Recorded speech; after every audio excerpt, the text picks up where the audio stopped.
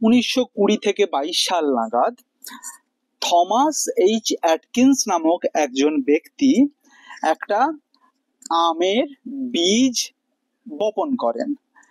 সেই বীজ থেকে একটা গাছ হয়, সেই গাছটা পরে গোল গোল লাল লাল ফল দেয়।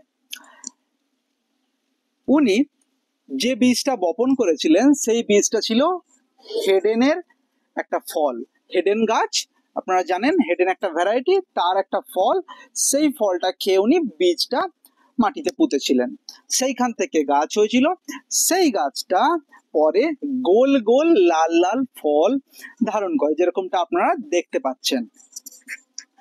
তো উনি আমটার অনেক গুণাগুণ দেখেন, অনেক কিছু দেখার পরে উনি 1950 সাল নাগাদ ফ্লোরিডার ম্যাঙ্গো কমিটি যে রয়েছে সেই কমিটিতে আমটা সাবমিট করেন যে এর একটা নাম দিন, এর একটা নাম দেওয়া দরকার, এটাকে সিলেক্ট করা দরকার।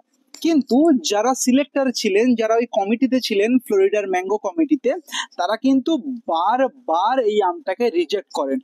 উনি 1945 থেকে 1950 নাগাদ Thomas H Atkins multiple time অনেকবার এই আমটাকে জমা দেন, বারবার রিকোয়েস্ট করেন যে এই আমটাকে সিলেক্ট করুন, এই আমটার নাম দিন, এই আমটা কমার্শিয়াল ভ্যালু, কিন্তু উনারা বারবার রিজেক্ট করেন।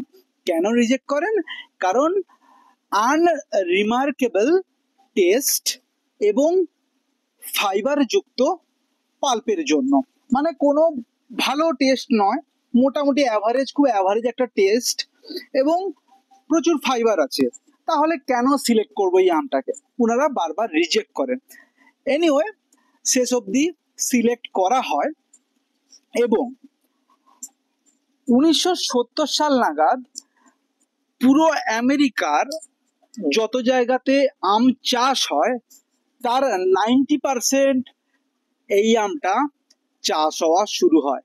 আজকে আমি আপনাদের সামনে এনেছি টমি অ্যাটকিন্স আম। এই যে দেখতে পাচ্ছেন,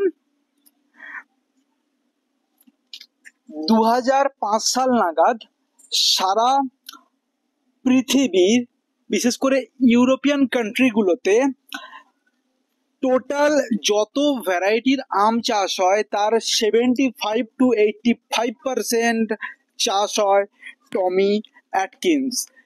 ভারতবর্ষেরও বহু জায়গাতে টমি অ্যাটকিন্স আজকে সমানভাবে চলে আসছে, সমানভাবে চাষ হচ্ছে, আগে যেরকম হতো সেইভাবে চাষ হচ্ছে। বাণিজ্যিক ভ্যালু এটার অপরিসীম। আমি আপনাদেরকে আজকে টমি অ্যাটকিন্সের সমস্ত ভালো এবং খারাপ দিক বলবো। ভালো এবং খারাপ দিক বলার আগে এটাই আমি কনক্লুড করব যে একটা আম বারবার রিজেক্ট হওয়া, বারবার মানুষের কাছে যখন টমি অ্যাটকিন্স, যখন থমাস এইচ অ্যাটকিন্স গেছিলেন বলার জন্য যে আমটাকে সিলেক্ট করতে, বারবার উনি রিজেকশন পেয়েছিলেন, বারবার উনাকে রিজেকশন দেওয়া হয়েছিল। তারপরে আজকের দিনে, আজকে 2025-এ দাঁড়িয়ে ব্রাজিল, আমেরিকা, স্পেন, মোটামুটি ঘানা, নাইজেরিয়া, যত জায়গাতে ইউরোপিয়ান এবং আফ্রিকান কান্ট্রিতে আম চাষ হয় তার মধ্যে 75 to 85% টমি অ্যাটকিন্স। এইবারে আপনাকে আমি বলে দিই এর কিছু বৈশিষ্ট্য, গাছের বৈশিষ্ট্য।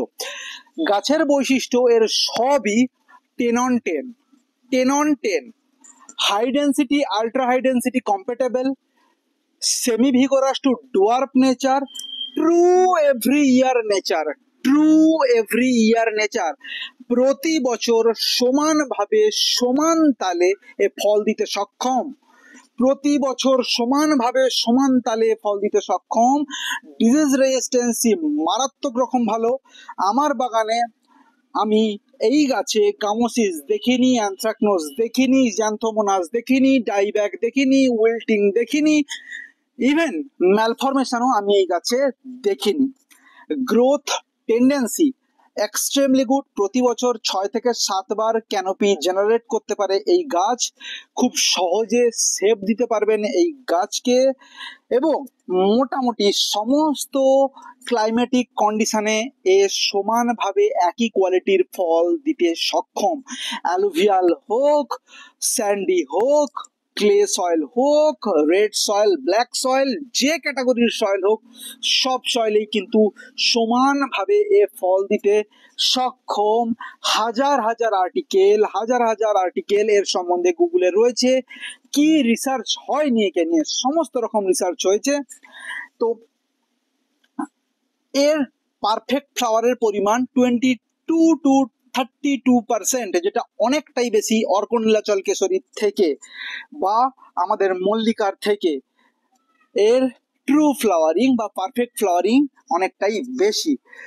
ফ্লাওয়ার টু ফ্রুট রেশিও কিন্তু অনেক আমের থেকে বেশি। এই জাতে প্রচুর পরিমাণে ফল ধরতে দেখা যায়। আপনারা দেখতে পাচ্ছেন, ক্লিপস দেখতে পাচ্ছেন। পারফেক্ট পট ফ্রেন্ডলি ভ্যারাইটি মধ্যে 1 থেকে 5-এর মধ্যে একে অনায়াসে রাখা যায়। পারফেক্ট পট ফ্রেন্ডলি ভ্যারাইটির মধ্যে একে অনায়াসে রাখা যায়। আমি বারবার বলছি, পটে দেখার জন্য যদি আম লাগাতে চান তাহলে অবশ্যই এই আমটা লাগানো যায়। এখনো আমি টেস্টের দিকে আসিনি, আমি গাছের ক্যাটাগরিটা শেষ করব। গাছের ক্যারেক্টারিস্টিক যেগুলো ছিল সেগুলো আমি বললাম। এইবারে বলি, ফুল থেকে ফলে পরিণত হতে এর সময় লাগে 110 দিন। আমার পশ্চিমবঙ্গে অন অ্যান অ্যাভারেজ ফ্লোরিডা বা ব্রাজিলে 118 থেকে 125 দিন সময় লাগে ফুল ফোটা থেকে পরিণত হওয়া পর্যন্ত এর ফলে। এর সিজন মোটামুটি আমার এখানে এর সিজন শুরু হয়ে গেছে। এটা আমার গাছ পাকা টমি অ্যাটকিন, গাছ থেকে পড়ে খসেছিল জালে, মাটিতে পড়েনি। তো মে মাসের 10 তারিখ থেকে আমার এখানে খেজুরি, পূর্ব মেদিনীপুরের খেজুরিতে টমি অ্যাটকিন পাকা শুরু হয়ে গেছে। ম্যাচিওরিটিটা মোটামুটি মে মাসের শুরুতে। তো একে মিড আর্লি ভ্যারাইটি বললে ভুল বলা হবে না। যদিও ব্রাজিলে এটা কিন্তু লেট ভ্যারাইটি, পালমারের সাথে এবং অস্টিনের সাথেই ওঠে। অস্টিনটা একটু পরে, পালমারের সাথে এটা ওঠে। অন অ্যান অ্যাভারেজ এর ওজন থাকে আমার এখানে 415 থেকে 416, 470 গ্রাম পর্যন্ত ম্যাক্সিমাম। কিন্তু আপ টু 1.2 কিলোগ্রামের টমি অ্যাটকিনও দেখতে পাওয়া যায় একটা গাছে। আপনারা ভিডিওটা দেখতে পাচ্ছেন, এইটুকু গাছ, এইটুকু 2 ফুট 2 ফুট 2.5 ফুট গাছ, সেই গাছে 14-15টা আম হয়েছে, প্রতিটা আমের ওজন 400 গ্রাম। তাহলে বুঝতে পারছেন এর এই কোয়ালিটিটা কতটা এক্সট্রিম লেভেলে গুড, যেটা অনায়াসে অনেক ভারতের বা এশিয়ান যে ম্যাঙ্গো রয়েছে সেগুলোকে হারিয়ে দিতে পারে অনায়াসে। তো এই কোয়ালিটিগুলো গেল এর ভালো দিক। এইবারে এর আমি ফলের রিভিউ দেব, ফ্রুট রিভিউ সমস্ত টাইম বলে দিলাম, আমি ওজন বলে দিলাম, এর ম্যাচুরিটিং টাইম বলে দিলাম। এবার আমি এটা রিভিউ করব। দেখতে পাচ্ছেন টমি অ্যাটকিন, আমি এটাকে কাটবো। একটা কথা কাটার আগে একটা কথা আপনাকে বলে দিই, টমি অ্যাটকিন জাতীয় আমগুলো আপনারা খাবেন 75 to 80% ম্যাচুরিটিতে। এটা পাকা গদগদে হিমসাগর যেভাবে খান সেই রকম খাওয়ার আম নয়। খাওয়ার টেকনিকের ওপরও আপনার একটা আমের প্রতি ভালোবাসা জন্মাতে পারে, বিতৃষ্ণা জন্মাতে পারে। আপনি যদি আম্রপালি কাঁচা অবস্থায় খান বা মল্লিকা, এত টক, তীব্র টক, আবার সেই আমটাই যখন পাকাতে খাবেন এত মিষ্টি। তো খাওয়ার টেকনিক 75 to 85% রাইপনিং এই খাবেন একে, তার বেশিতে নয়। 90%, 95%, 100% রাইপনিং একদম তকতকে হয়ে গেছে, তখন কিন্তু প্রচুর ফাইবার, জাল জাল হয়ে যাবে, খেতে পারবেন না, ভালো লাগবে না, কোনো ফ্লেভারও থাকবে না। তো এই আমটা মোটামুটি 85% রাইপ, একদম পারফেক্টলি রাইপ একটা টমি অ্যাটকিন আমি কাটবো এবং রিভিউ দেবো। কাটার আগে অ্যারোমাটা অনেকটা পাইরির মতো, আমাদের যে রসপুরি বা পাইরি আম মহারাষ্ট্রে কর্ণাটকে পাওয়া যায়, সেই পাইরি আমের মতো আমি অলরেডি রিভিউ দিয়েছি।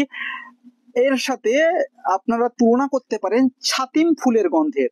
ছাতিম ফুলের গন্ধটার 10% যদি আপনি নেন ইন্টেন্সিটিটা, ছাতিম ফুলের গন্ধের 10% ইন্টেন্সিটি এর মধ্যে রয়েছে। গন্ধের প্রজেকশন, গন্ধের নেচার, গন্ধটা অনেকটাই ছাতিম ফুলের মতো। তো এইবারে আমি কাটবো টমি অ্যাটকিন আমার বাগানের। কাটার সময় বলে দিই খসখস খসখস করছে, ফাইবার থাকার জন্য যথেষ্ট পরিমাণে ফাইবার আছে, যার জন্যই কিন্তু এই রিজেকশন পেয়েছিল প্রথমে। এইবারে আপনাদেরকে আমি একটু পাল্পটা দেখাবো। এক্সিলেন্ট এক্সিলেন্ট পাল্প, পুরো ইয়েলো কালার, পুরোটাই ইয়েলো কালারের টমি অ্যাটকিন। কাটার এক্সপিরিয়েন্স বললাম, একটুখানি ফাইবার আমি অনুভূত হয়েছে ছুরিতে। গন্ধের প্রোফাইলটা অস্টিনের মতো, যারা অস্টিন খেয়েছেন তারা কম্পেয়ার করতে পারবেন, অস্টিনের মতো এর গন্ধের প্রোফাইলটা। হ্যাঁ, সাইড থেকে কিন্তু এরকম যদি ভালো করে দেখা যায় তাহলে কিন্তু ফাইবার গুলো উঠে উঠে উঠে উঠে আছে।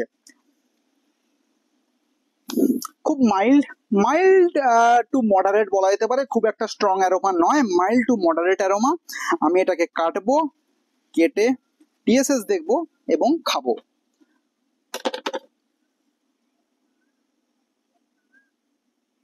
Juiciness average, moderate juiciness.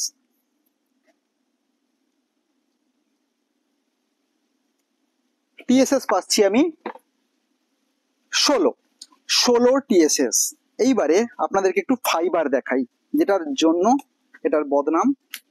দেখুন ফাইবার দেখতে পাচ্ছেন, প্রচুর পরিমাণে ফাইবার রয়েছে এবং অ্যারোমাও কিন্তু সিগনিফিকেন্ট লেভেলে কিছু নেই।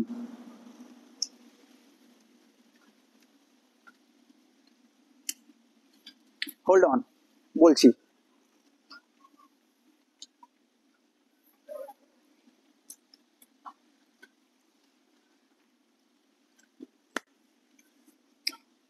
ফ্লেভারটা 60% similar to Pusa Surya, 40% similar to Austin.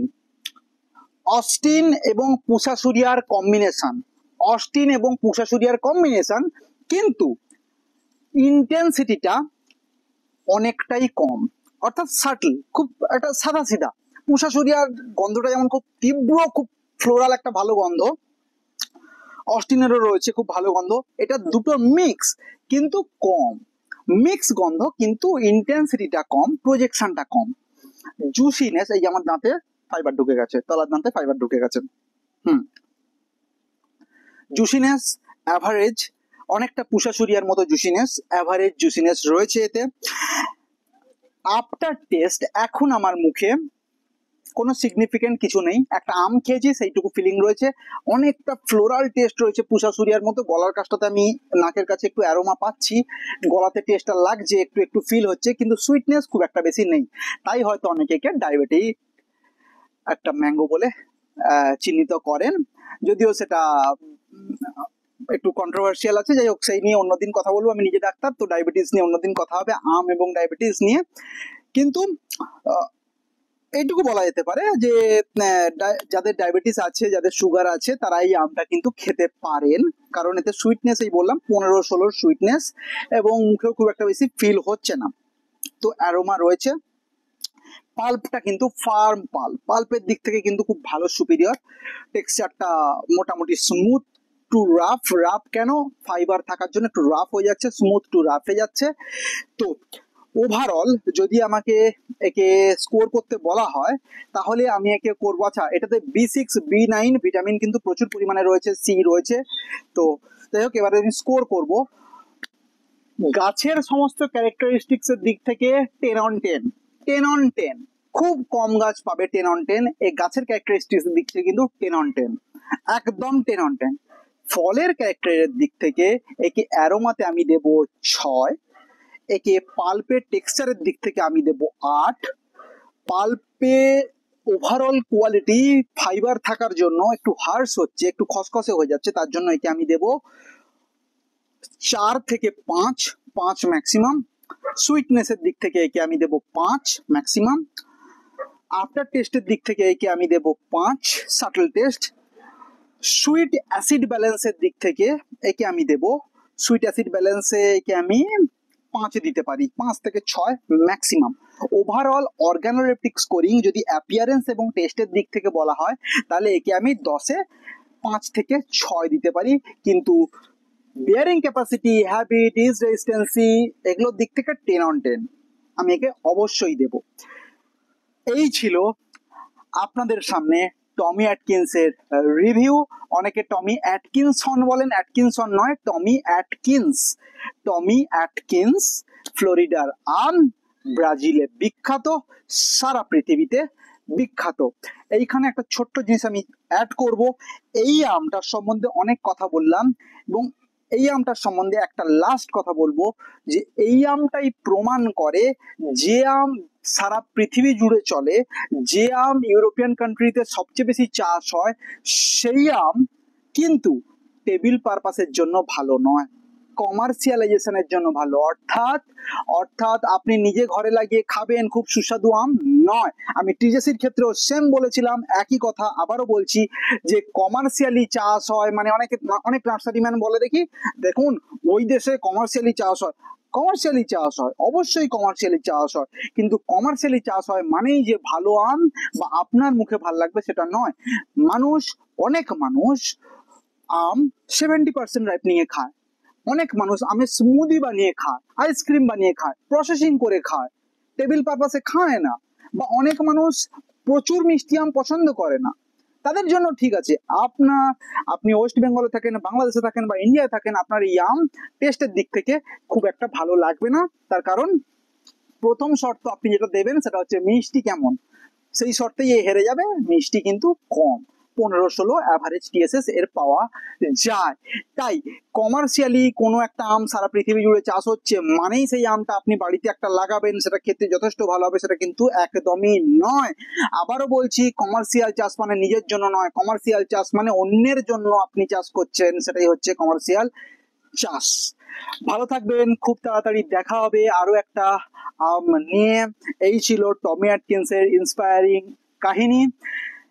পরের দিন একটা জগৎ বিখ্যাত আম আনবো আপনাদের সামনে। ততদিন ভালো থাকুন, আম খান, আর যাদের সুগার আছে তারা টমি অ্যাটকিন অবশ্যই খান। ভালো থাকবেন।